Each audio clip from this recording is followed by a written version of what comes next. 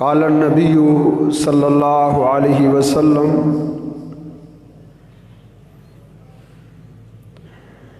ان تعبد اللہ کأنک تراہ فإن لم تکن تراہ فإنہ یراک او کما قال النبی صلی اللہ علیہ وسلم۔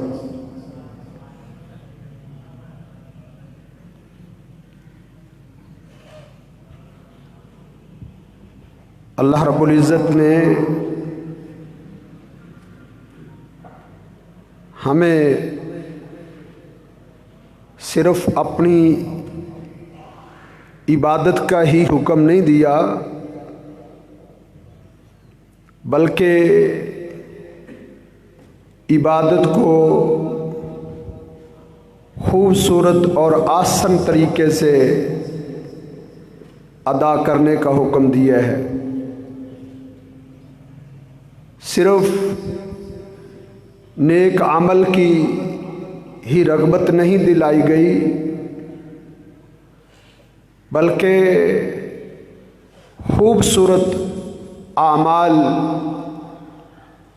خوبصورت طریقے سے نیکی کرنے کا اللہ نے حکم دیا ہے۔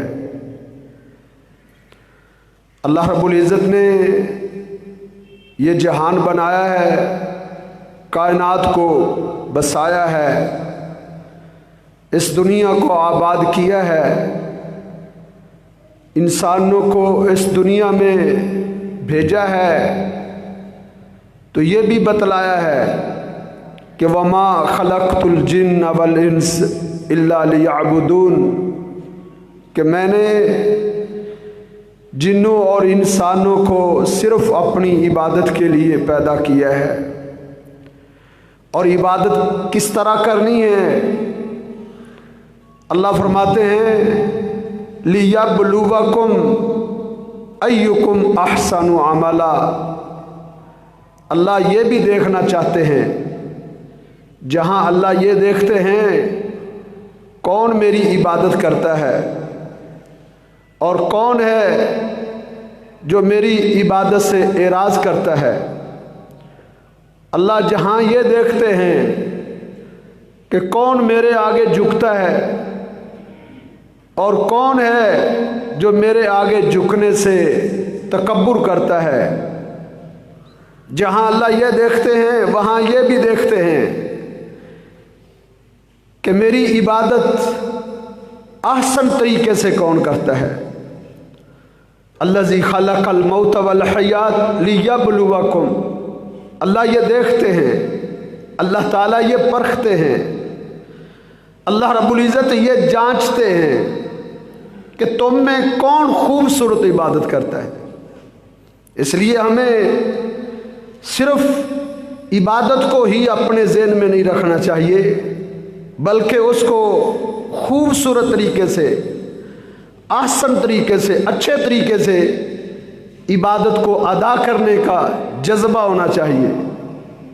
خوبصورت طریقے سے عبادت کو ادا کرنے کا ہمارے اندر جذبہ اور اس کی فکر ہونی چاہیے۔ خوبصورت عبادت کا اللہ تعالیٰ حکم دیتے ہیں۔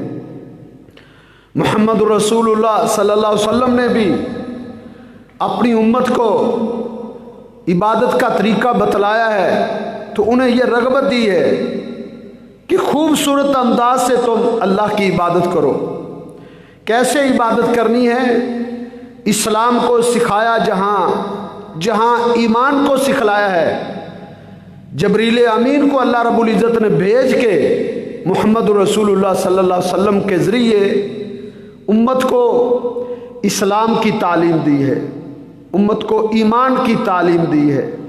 جبریل امین سوال کرتے جا رہے تھے اور اللہ کے پیغمبر صلی اللہ علیہ وسلم بولتے جا رہے تھے۔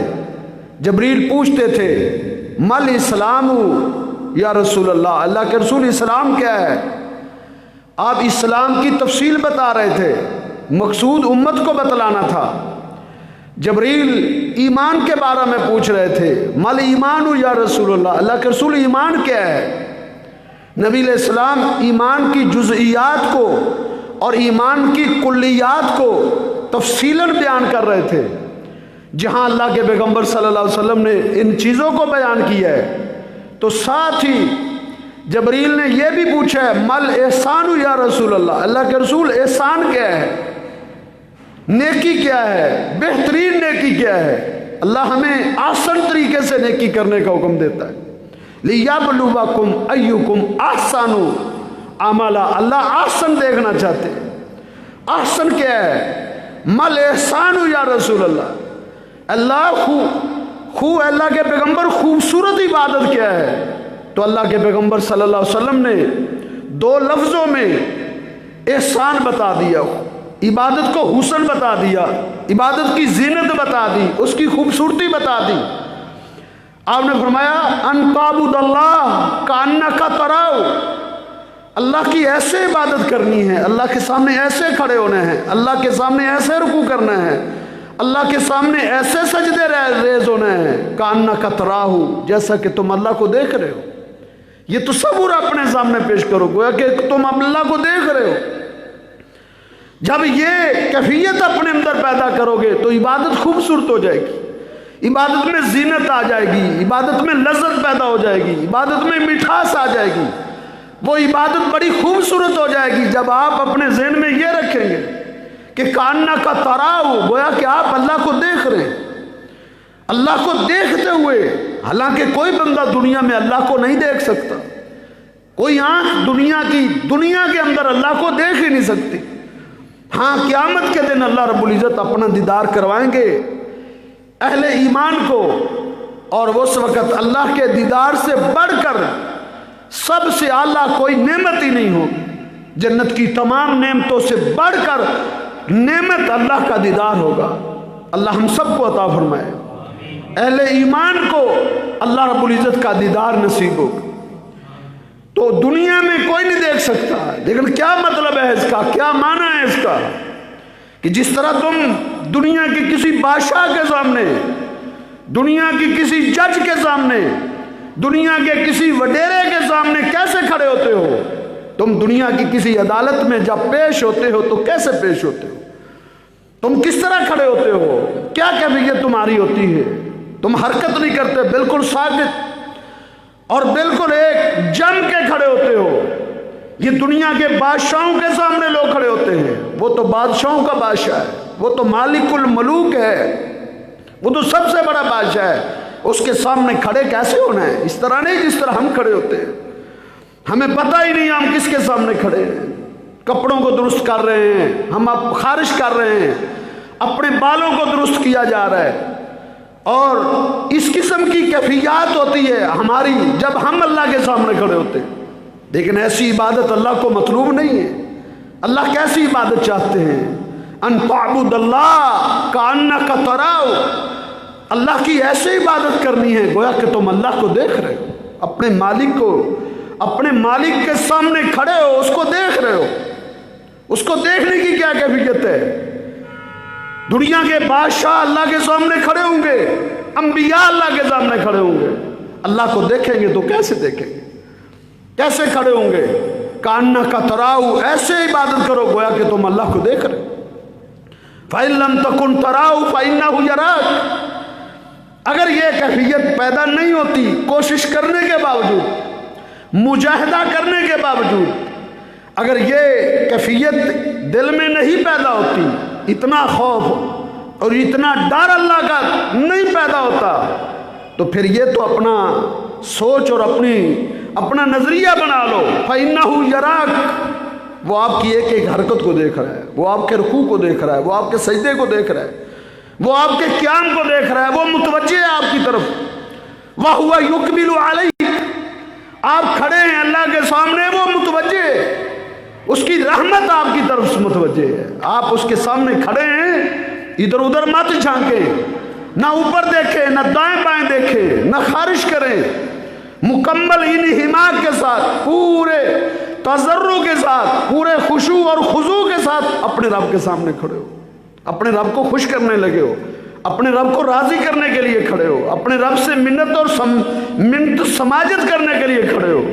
तुम किसके सामने खड़े हो और किस अंदाज से खड़े हो? कान्ना का तराऊ इन लम तकुन तराऊ फइन्नहु यराक, फिर ऐसे खड़े हो गोया कि अल्लाह देख रहा है। अल्लाह तो देख रहा है, अल्लाह से कोई चीज़ मख्फी नहीं। तो ऐसी इबादत होनी चाहिए, ये कैफियत होनी चाहिए कि इंसान के अंदर पूरी खाशियत तारी हो, अल्लाह का खौफ तारी हो। कद अफ़लहल मुमिनून अल्लज़ीना फ़ी सलातिहिम खाशिऊन। कौन से लोग कामयाब हैं, कौन से लोग फलाह पाने वाले हैं, कौन से ईमान वाले कामरान हैं। अल्लज़ीना फ़ी सलातिहिम, जो अपनी नमाजों में अल्लाह से डरते हुए खुशू के साथ, बड़े खुजू के साथ, बड़े इन्हिमाक के साथ अल्लाह के सामने खड़े होते।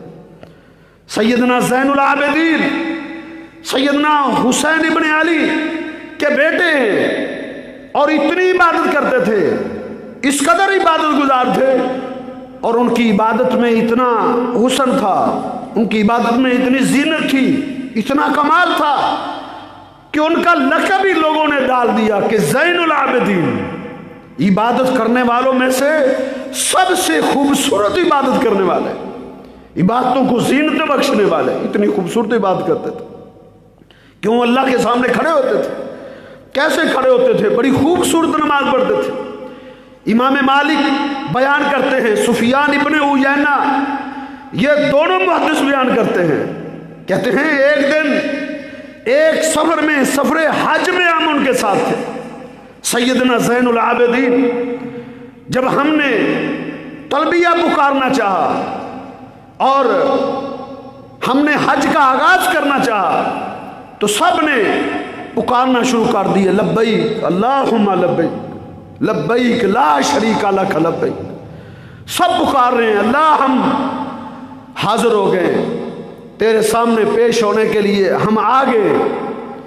कहते हैं सैयदना ज़ैनुल आबिदीन लब्बैक कहना चाहते हैं लेकिन ज़बान से ये लफ्ज़ अदा ही नहीं हो रहा, जिस्म पे कपकपी तारी है, रूं गट्टे खड़े हैं, रंगत उड़ गई है, ज़बान पर जारी नहीं हो रहा। कहते हम हैरान हुए।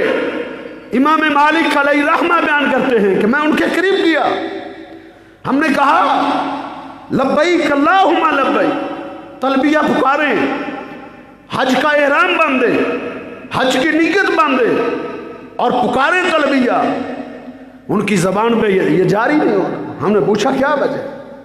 कहते हैं मुझ पर खौफ तारी है, मुझ पर अल्लाह रब्बुल इज़्ज़त की हैबत तारी है कि मेरा रब आगे से ये ना कह दे ला लब्बैक ला लब्बैक, तेरी इस पुकार को, तेरी इस इल्तिजा को कोई कबूल नहीं किया जा रहा, कोई कबूलियत नहीं बख्शी जा रही। ला लब्बैक, मैं इसलिए डर रहा हूं कि मैं किसको मुखातब हूं, मैं किस हस्ती के सामने खड़ा हूं, कहीं वो रद्द ना कर दे, रिजेक्ट ना कर दे मेरी इस पुकार को। रंगत उड़ी हुई है। कहते हमने समझाया, हमने उसको जुर्रत दी कि तुम लब्बैक कहो।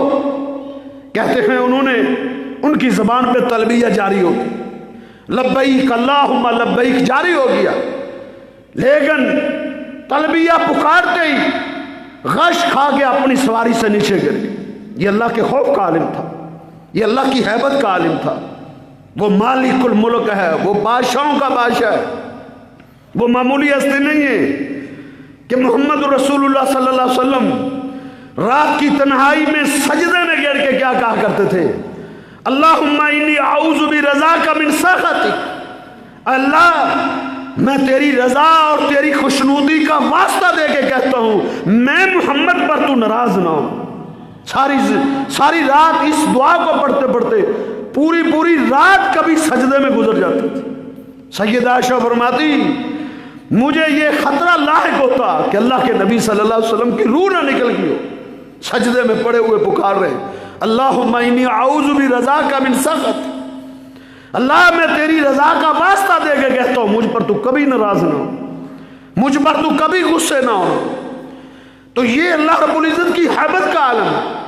कहते हैं गश आकर गिर गए, होश आया, फिर तलबिया पुकारना शुरू किया, तलबिया पुकारते चले जा रहे, तलबिया नमाज का वक़्त हो जाता, सैयदना ज़ैनुल आबिदीन वुज़ू करने लगते, रंग ज़रद हो जाता कि मैं किसके सामने खड़े होने की तैयारी कर रहा हूँ। میں کس ذات اور کس ہستی کے سامنے میں کھڑے ہونے جا رہا ہوں. وضو سے پہلے کیفیت یہ بدلی ہوتی تھی, اور وضو کر کے نماز کے لیے آتے تو رونگٹے کھڑے ہوتے تھے. امام مالک کہتے ہیں میں نے کہا آپ کی یہ کیا کیفیت ہے, اس قدر آپ کیوں خوف کھاتے؟ کہا اللہ کے پیغمبر صلی اللہ علیہ وسلم کا فرمان ہے, اللہ کس طرح کی عبادت چاہتے ہیں؟ ان تعبد اللہ کانک تراہ, تم اللہ کی ایسے عبادت کرو. اور ایک روایت میں ہے ان تخش اللہ کانک تراہ, نماز پڑھتے ہوئے دل میں ایسا خوف ہونا چاہیے, دل کے اندر ایسی ہیبت ہونی چاہیے, ایسا ڈر ہونا چاہیے گویا کہ تم اپنے خالق کو مالک کے سامنے کھڑے ہو اور وہ تمہیں پکڑ کے جہنم میں ڈال سکتا ہے. تو سیدنا زین العابدین امام مالک علیہ رحمہ کو جواب دیتے ہیں, کہا لا تدری, اے مالک کیا تو نہیں جانتا, من بین یدی, میں کس ہستی کے سامنے کھڑے ہونے جا رہا ہوں, والی من اناجی, اور میں کس سے سرگوشی کرنے لگا ہوں, میں باتیں کس سے کرنے لگا ہوں. ان المصلی یناجی ربہ, نمازی اپنے رب سے ہم کلام ہوتا ہے, نمازی اپنے رب سے باتیں کرتا ہے, نمازی اپنے رب سے سرگوشیاں کرتا ہے. اپنے رب سے جب سرگوشیاں کرو انہی حمار کے ساتھ سر کو جھکائے ہوئے, سجدے کی جگہ اپنی نظروں کو ٹیکے ہوئے ایک حالت میں کھڑے ہو جا کر, کوئی حرکت نہیں ہونی چاہیے, بالوں کو انسان درست نہ کرے, خارش میں نہ لگا رہے, پورے انہی حمار کے ساتھ اپنے رب کے سامنے کھڑا ہوں. کہا مجھے پتا ہے میں کس ہستی کے سامنے کھڑا ہوں, لمن اناجی, میں کس سے باتیں کروں. ایک محدث سے کسی نے پوچھا کہ آپ نماز پڑھتے ہیں تو کیا کیفیت ہوتی ہے؟ کہتے ہیں میں جب نماز کے لیے کھڑا ہوتا ہوں تو میں اپنی دائیں جانب میں جنت کو سامنے رکھتا ہوں اور ایک جانب میں جہنم کو سامنے رکھتا ہوں, اور میں اپنے گناہوں کو اپنے سامنے رکھتا ہوں, اور میں اس انداز سے کھڑا ہوتا ہوں کہ میں کس ہستی سے بات کرنے لگا ہوں, اور میرے سامنے قیامت کا پورا منظر ہوتا ہے, قبر کی ہولناکیوں کا منظر میرے سامنے ہوتا ہے. اس حالت میں کھڑا ہوتا ہوں اور میں اپنی زندگی کی آخری نماز سمجھ کے کھڑا ہوتا ہوں, آخری کے بعد اس کے بعد فرشتہ میری روح قبض کر لے گا اور مجھے میرے خالق کو مالک کے سامنے پیش کر دے گا. میں اپنی زندگی کی آخری نماز سمجھ کے کھڑا ہوتا ہوں. یہ کیفیت انسان کی ہونی چاہیے جب وہ اپنے رب کے سامنے کھڑا ہوتا ہے, ایسے کھڑا ہو. سیدنا عروہ بن زبیر بہت بڑے محدث تھے, بہت بڑے تابعی تھے. سیدہ عائشہ سلام اللہ علیہا کے بھانجے تھے, بڑے عبادت گزار تھے. انہوں نے ایک شخص کو دیکھا کہ صلی صلاۃً خفیفہ, اس نے بڑی ہلکی نماز پڑھی تھی, بڑی چھوٹی نماز پڑھی تھی, اس نے پورے باس رکوع کیے تھے. تو سیدنا عروہ بن زبیر نے اس کو اپنے پاس بلایا, اسے پوچھا کیا تمہاری کوئی حاجت نہیں ہے, کیا اللہ سے مانگنے کے لیے کوئی ضرورت نہیں ہے کہ تم اپنے رب سے سوال کر دے؟ تو نے اتنی جلدی نماز پڑھ کے فارغ ہو گیا, اللہ سے مانگنے کی کوئی ضرورت نہیں تھی, تجھے اللہ سے مانگنا چاہیے تھا, نماز میں ہی سوال کرنا چاہیے تھا. میں جب کھڑا ہوتا ہوں میں اپنے رب سے ہر چیز مانگ لیتا ہوں, ہر چیز مانگ لیتا ہوں, جس چیز کی مجھے ضرورت ہوتی ہے, جس چیز کی مجھے حاجت ہوتی ہے, میں نماز میں اپنے رب سے مانگتا چلا جاتا ہوں, سوال کرتا چلا جاتا ہوں. انسان سجدے میں اپنے رب سے مانگ سکتا ہے, کیونکہ سجدے میں انسان اپنے رب کے سب سے زیادہ قریب ہوتا ہے, سب سے زیادہ قریب ہوتا ہے. تو شود میں انسان اپنے رب سے مانگ سکتا ہے, عربی میں دعائیں کرے, جو مانگنا چاہتا ہے مانگے, دنیا اور آخرت کے خزانے مانگے, دنیا اور آخرت کی نعمتیں مانگے, دنیا اور آخرت کا جو مانگنا چاہتا ہے وہ مانگے. سیدنا عروہ کہتے ہیں کہ میں اپنے رب سے ہر چیز مانگتا ہوں, حتی الملح, میرے گھر میں اگر نمک نہیں ہوتا تو میں نماز نیت لیتا ہوں, اپنے رب سے نمک بھی اپنے رب سے مانگتا ہوں, نماز میں مانگ. ہم کہتے ہیں مولوی صاحب نے دعا ہی نہیں کی، نماز سے سلام پھیر دیا جی، مولوی صاحب نے دعا ہی نہیں کی، تم دعا کے منکر ہو۔ بھائی نماز دعا کا محل نماز ہے، نماز ہے ہی دعا، اس کا ایک ایک رکن میں دعائیں موجود ہیں، اللہ سے مانگا جا رہا ہے۔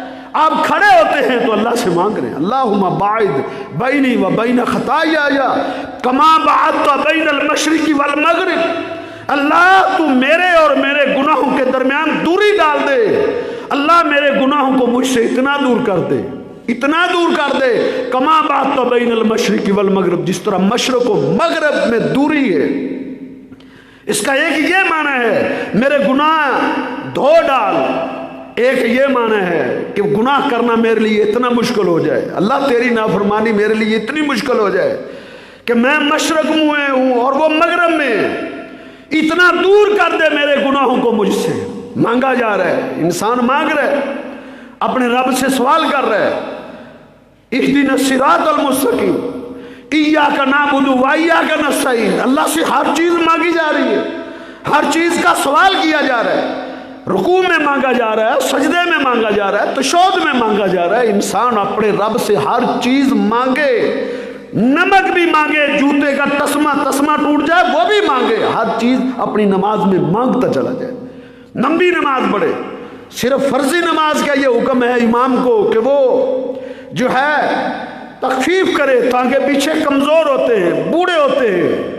نفلی جو نمازیں ہیں، سنتے ہیں، تہجد ہے، اشراق ہے، خوب انسان لمبا کر کے پڑھے، خوب لمبا پڑھے، قیام لمبے ہونے چاہیے، سجدے لمبے ہونے چاہیے، رکوع لمبے ہونے چاہیے، اللہ سے خوب مانگے، راز و نیاز کی باتیں کرے اپنے رب سے، اس وقت اللہ متوجہ ہوتے ہیں، اس وقت انسان پر اللہ کی رحمت متوجہ ہوتی ہے۔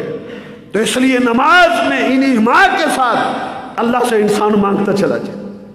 تو سیدنا عروہ بن زبیر کہتے ہیں تو نے اتنی جلدی سنتے پڑھ کے فارغ ہو گیا، تو نے اللہ سے کسی چیز کو نہیں مانگنا تھا، مانگا کرو، ہر چیز مانگا کرو۔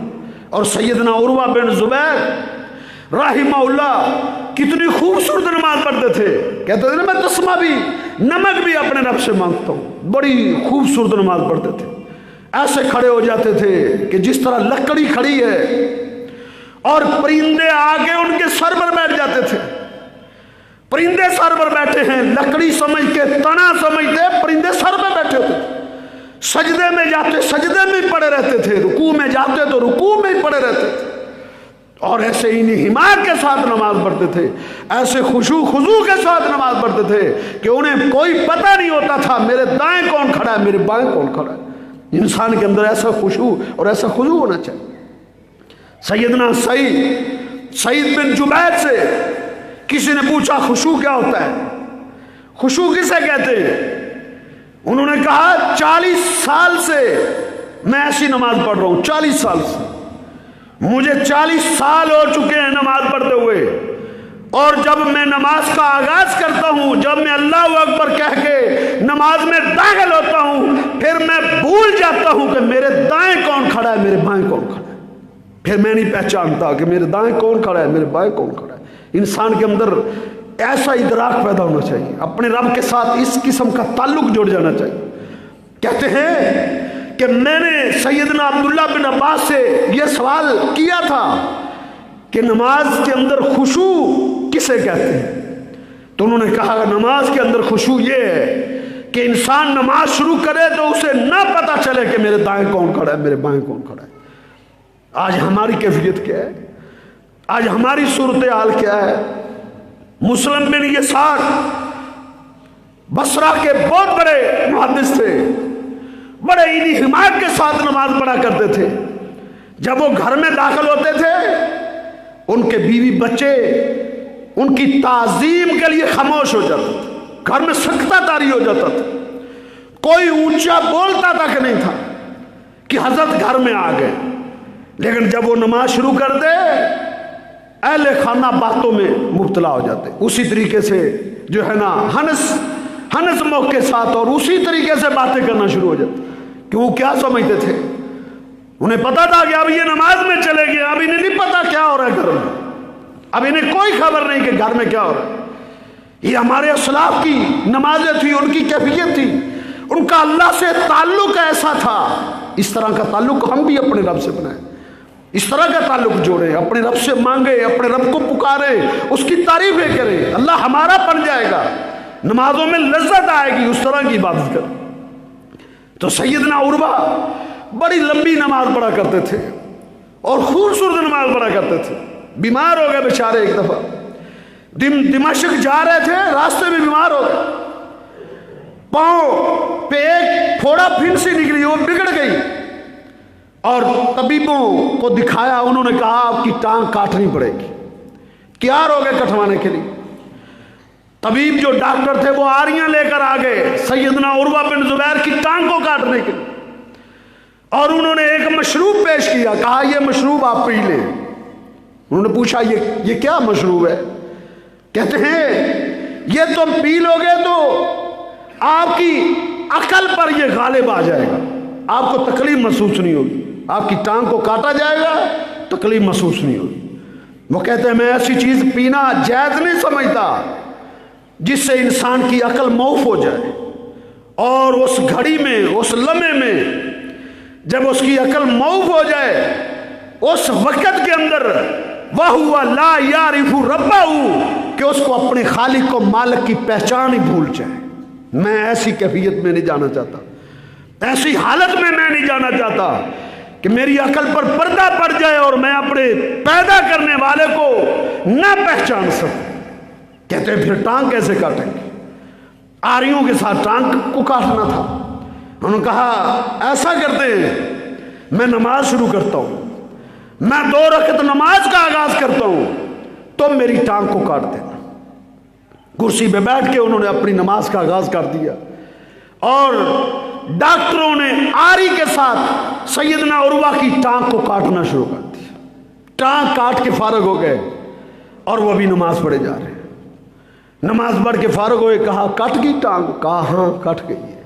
کہتے اللہ کی قسم مجھے تو پتہ ہی نہیں چلا، کوئی نشہ آور گولی نہیں، کوئی ٹیکا نہیں ہے، یہ ایمان تھا، ایمان کی دولت تھی ان کے پاس، یہ تعلق باللہ تھا، یہ اللہ کی معرفت تھی، یہ اللہ کی پہچان تھی، یہ اللہ کے ساتھ ان کی قربتوں کی راہیں موجود تھی۔ وہ اپنے رب کے ساتھ ایسے رابطہ کرتے تھے، اس طرح جڑ جاتے تھے کہ انہیں کوئی پتہ نہیں ہوتا تھا، کوئی پتہ نہیں ہوتا دائیں کیا ہو رہا ہے، بائیں کیا ہو رہا ہے۔ ان کی ٹانگ کاٹی چلی جا رہی ہے تو ان کو پتہ نہیں کس قسم کا تقویٰ تھا ان کا، ان کے اندر کیسا ایمان تھا۔ یہ تقویٰ اور یہ ایمان، یہ کیفیت ایسے تو نہیں پیدا ہو جاتی، یہ کیفیت تب پیدا ہوتی ہے جب انسان کے دل میں اللہ کا خوف پیدا ہو جاتا ہے، جب انسان کے دل میں اللہ کا ڈر پیدا ہو جاتا ہے، تب یہ کیفیت پیدا ہوتی ہے، اس وقت یہ صورتحال پیدا ہوتی ہے کہ ٹانگ کاٹ دی گئی ہے، انہیں پتہ ہی نہیں۔ ٹانگ کو کہا اچھا میرے سامنے لاؤ، ٹانگ کو سامنے کیا گیا، ٹانگ کو دیکھ کے رو پڑے، اور کیا کہتے ہیں؟ اللہم انک تعلم، اللہ تو جانتا ہے، ما مشیتو علی حاذی علی معصیتک قط، اللہ یہ آج میری ٹانگ کٹ چکی ہے، یا اللہ تو جانتا ہے، تجھے تو پورا علم ہے، یا اللہ میں کبھی بھی اس ٹانگ پر چل کے تیری نافرمانی کی طرف کبھی نہیں گیا تھا، میں نے اس ٹانگ کے ذریعے تیری نافرمانی کبھی نہیں کی تھی۔ یہ خوف تو ان کے دل، یہ تقویٰ تھا، یہ پرہیزگاری تھی۔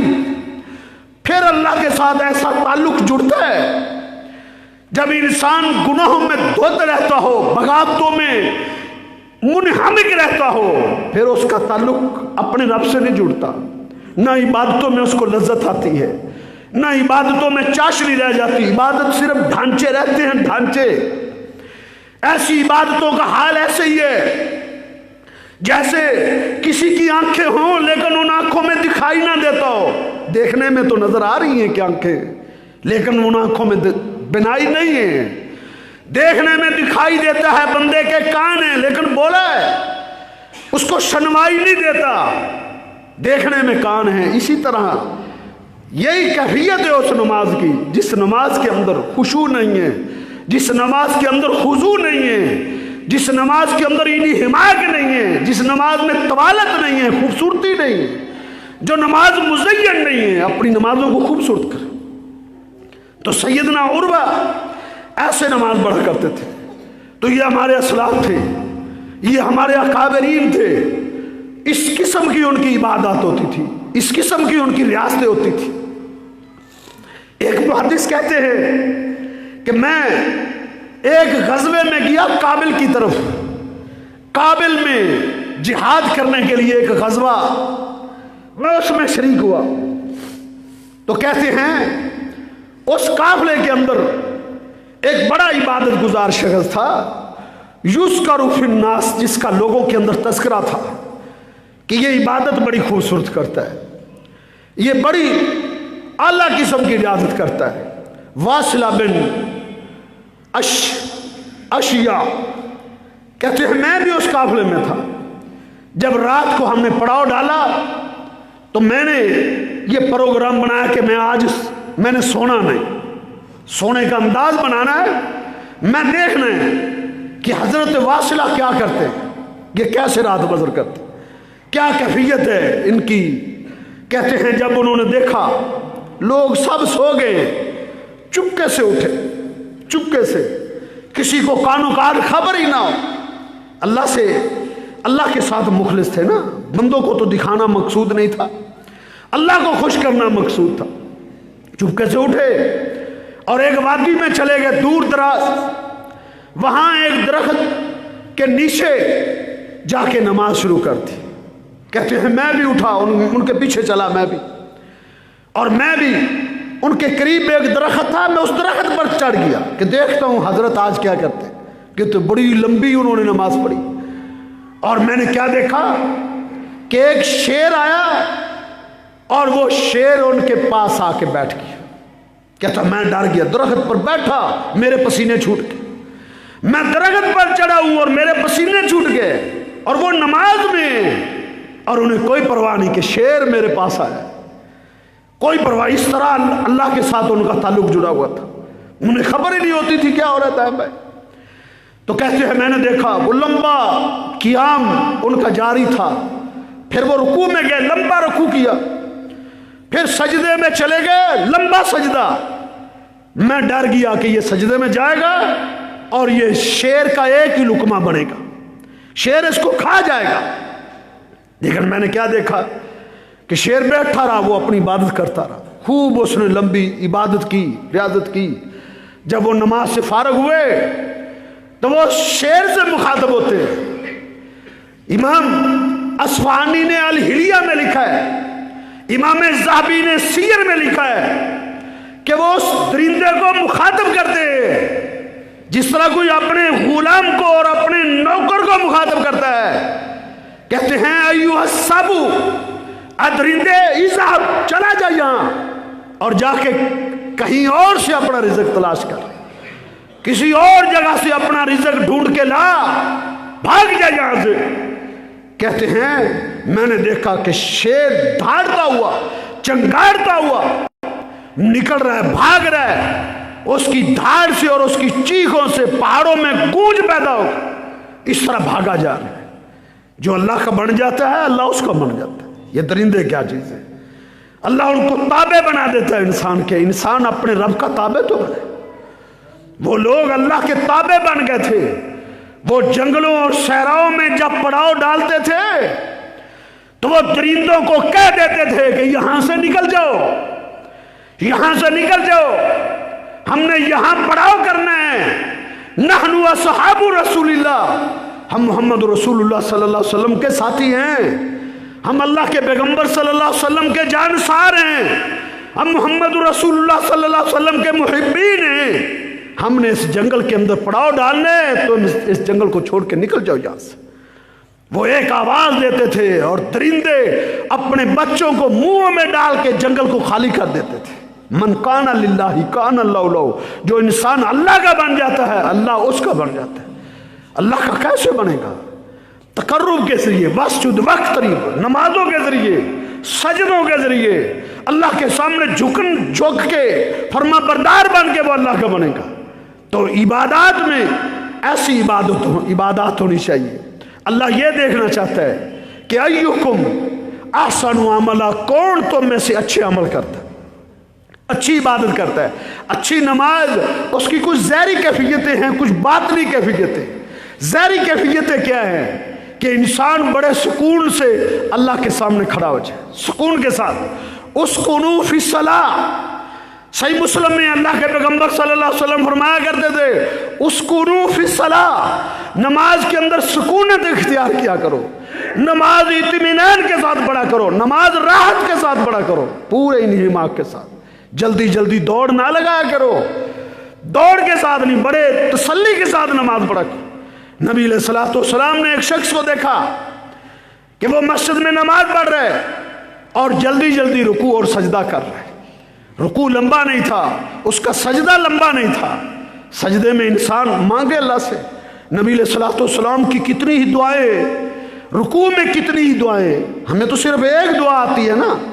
رکوع میں ہم کہتے ہیں سبحان ربی العظیم، بڑا عظیم جملہ ہے کہ میرا رب پاک ہے جو بڑا عظیم ہے۔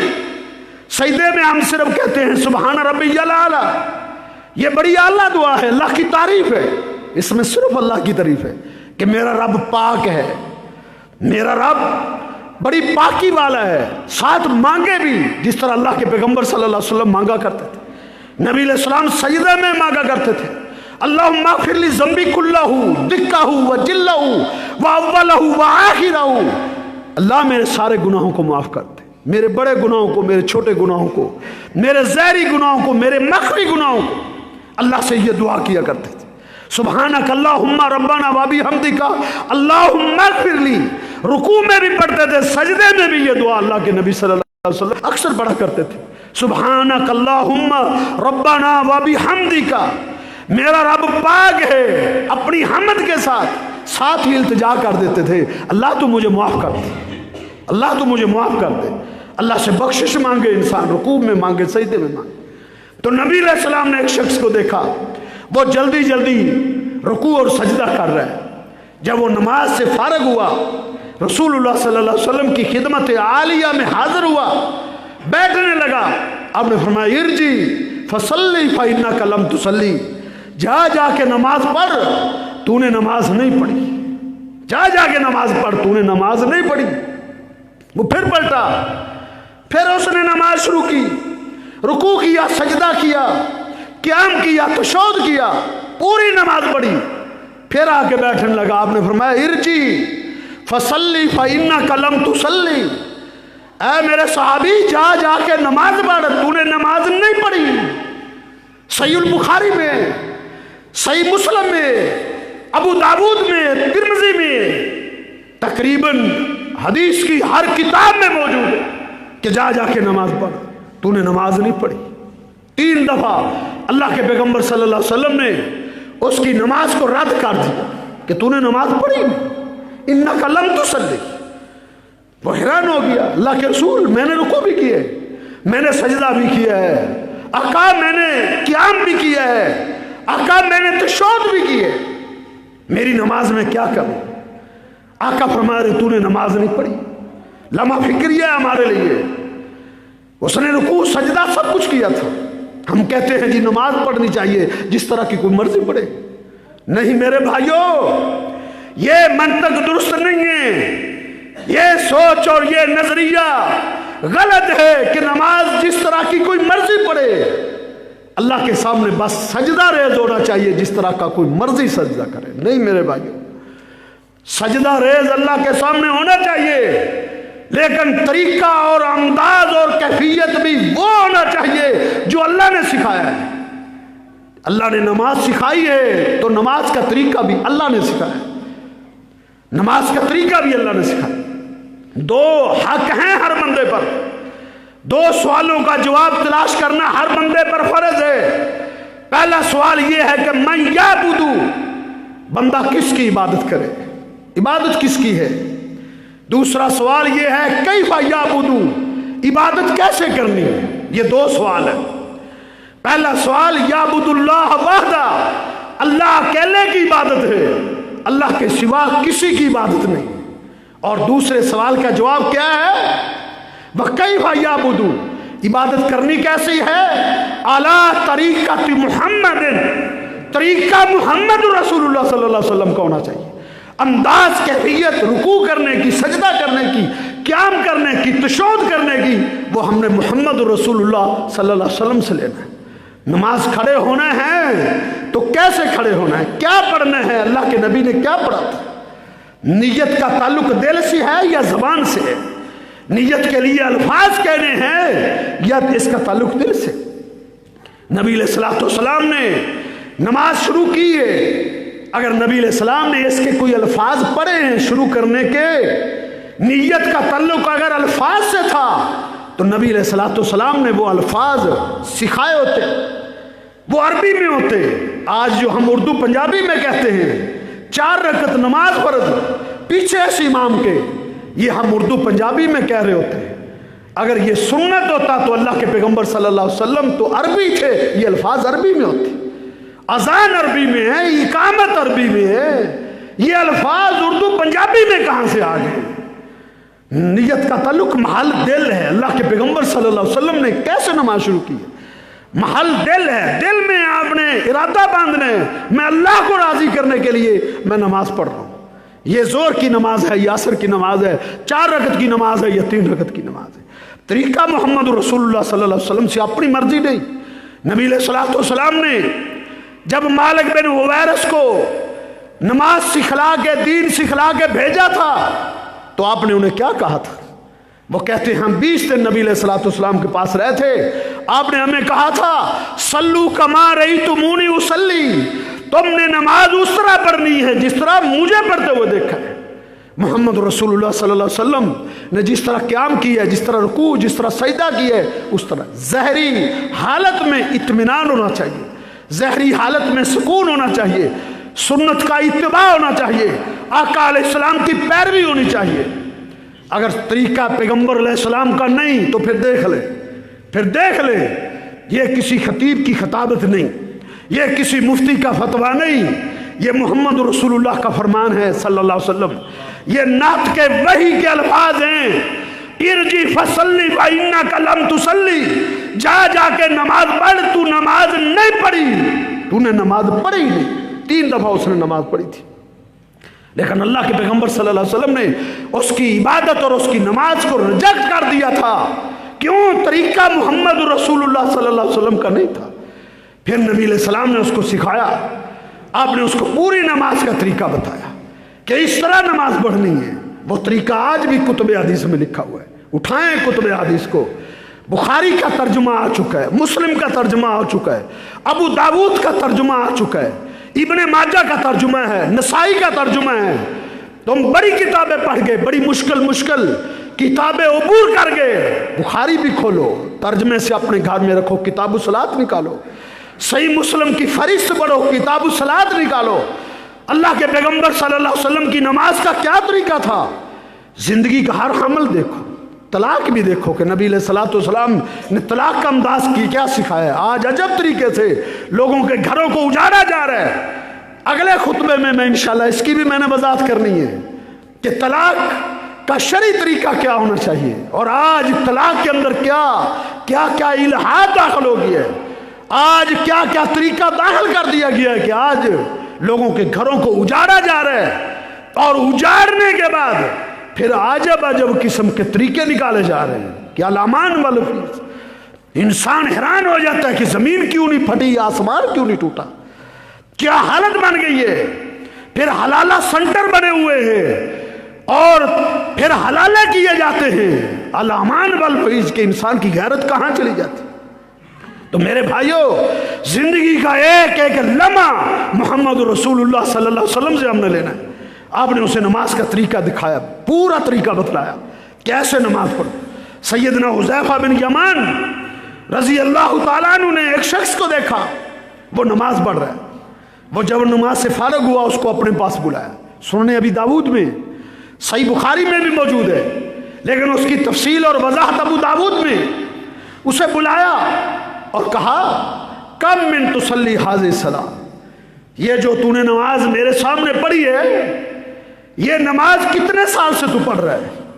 उसने कहा मिन अरबईन सनतन या हुज़ैफ़ा इब्न यमान, ए हुज़ैफ़ा बिन यमान सहाबी रसूल, 40 साल से मैं इस तरह की नमाज पढ़ रहा हूँ, 40 साल से। ये सहाबी रसूल है, अल्लाह के पैगम्बर सल्लल्लाहु अलैहि वसल्लम की तरबियत याफ्ता है, जिन्होंने अल्लाह के पैगम्बर सल्लल्लाहु अलैहि वसल्लम के सामने घुटने टेक के अल्लाह के पैगम्बर से नमाज का तरीका और दीन सीखा था। इस शख्स का तबसरा देखे, इस हस्ती ने क्या तबसरा किया था उस शख्स की नमाज पर जो 40 साल से नमाज पढ़ रहा था।